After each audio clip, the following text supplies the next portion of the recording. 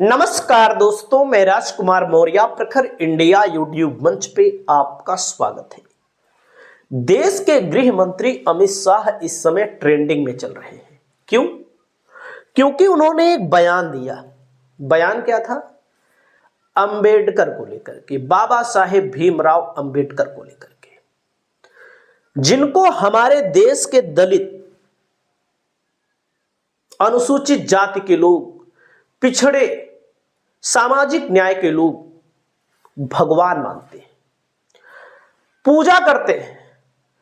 उन्होंने कहा अंबेडकर फैशन बन चुका है, क्योंकि इंडिया गठबंधन लगातार, राहुल गांधी के अलावा विपक्ष के नेता जो भी अखिलेश यादव हैं, अरविंद केजरीवाल हैं, लगातार संविधान को दिखाते हैं, संविधान को लेकर के जागरूक कर रहे हैं लोगों को।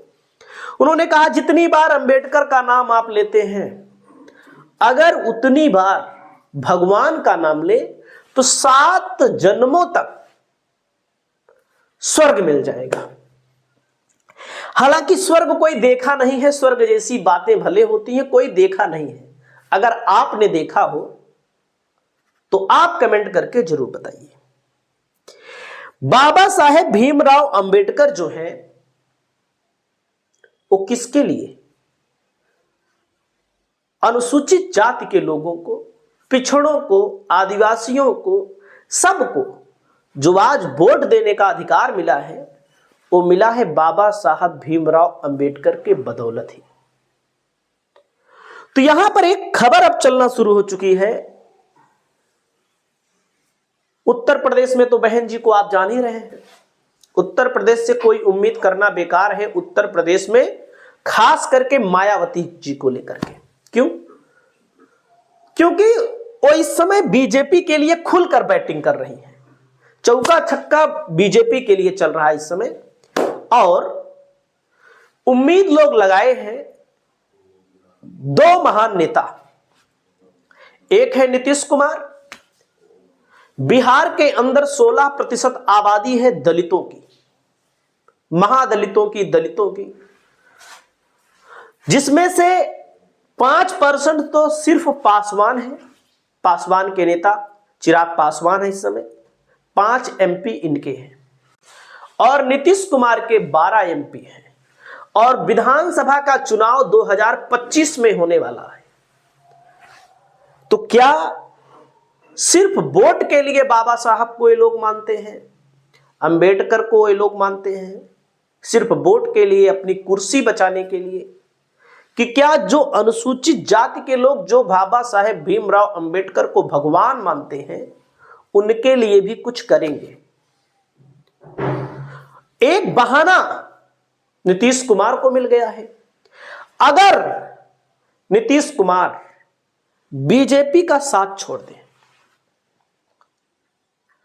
तो बीजेपी इस समय क्या है ना, डाउन हो जाएगी। आपने देखा जो वन नेशन वन इलेक्शन का शगुफा एक लाई थी, जिसमें 2/3 बहुमत 362 सांसदों को वोटिंग करनी होती है।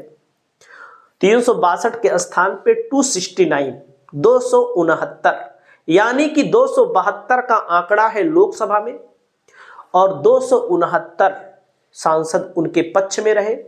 20 सांसद तो भाजपा के ही भाग लिए, जिम्मेदार नेता भाग लिए। तो बीजेपी की सरकार अल्पमत में मानी जा रही है। हालांकि इंडिया गठबंधन भी ज्यादा वोट नहीं पाया, 198 वोट पाया, तमाम नेता अनुपस्थित रहे। 16% में जब 5% पासवान बिरादरी की बात आती है, तो क्या चिराग पासवान अपने वोटरों के लिए, बाबा साहेब भीमराव अंबेडकर के लिए बीजेपी का पक्ष छोड़ेंगे कि नहीं छोड़ेंगे? ये भी देखने वाली बात होगी। और देश में तमाम पार्टियां ऐसी हैं जब बाबा साहेब भीमराव अंबेडकर की फोटो लगाकर वोट मांगती हैं, और तमाम जगहों पर आप लोग देखते हैं कि बीजेपी हो या मोदी हो या अमित शाह हो, लगातार सर झुकाए नजर आते हैं बाबा साहेब के सामने। वहीं पर आप देख सकते हैं अमित शाह को लेकर के लोग माफी मांगो, अमित शाह कह रहे हैं माफी मांगो। और जब माफी मांगने की बात आ रही है तो इस मामले को लेकर के मोदी जी सक्रिय हो चुके हैं। मोदी जी ट्वीट, मतलब पूरा रायता अगर किसी ने फैलाया अमित शाह, लेकिन मोदी जी उसको पूरा बना रहे हैं, अपने पक्ष में माहौल बना रहे हैं।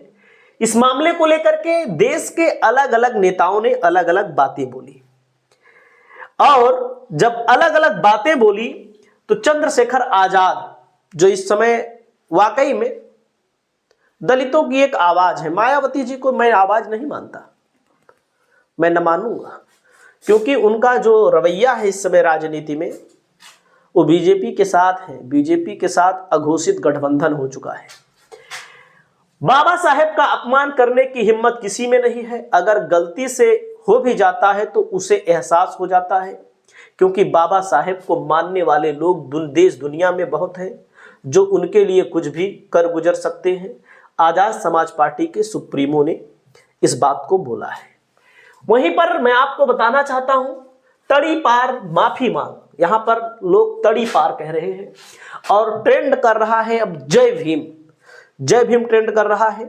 उत्तर प्रदेश के पूर्व मुख्यमंत्री अखिलेश यादव ने भी इस मामले को लेकर बीजेपी को घेरा और लगातार बीजेपी इस मामले को लेकर के कहीं ना कहीं बैकफुट पर आ चुकी है। जब बैकफुट पर आ चुकी है तो बाबा साहेब भीमराव अंबेडकर,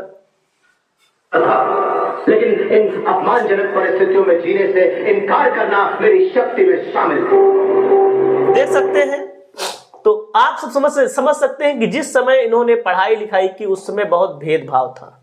हालांकि भेदभाव धीरे धीरे जैसे लोग पढ़ते लिखते गए, धीरे धीरे भेदभाव समाप्त होता गया। हालांकि अभी भी समाज में पर्याप्त संख्या में भेदभाव है। तो आप समझ सकते हैं अखिलेश यादव जी ने कहा, जिनका मन विद्वेष से भरा है वो देश क्या चलाएंगे, जिनका मन विद्वेष से भरा है वे देश क्या चलाएंगे। आज जो हुआ वह सिर्फ बाबा साहेब का नहीं, उनके दिए हुए संविधान का भी अपमान है।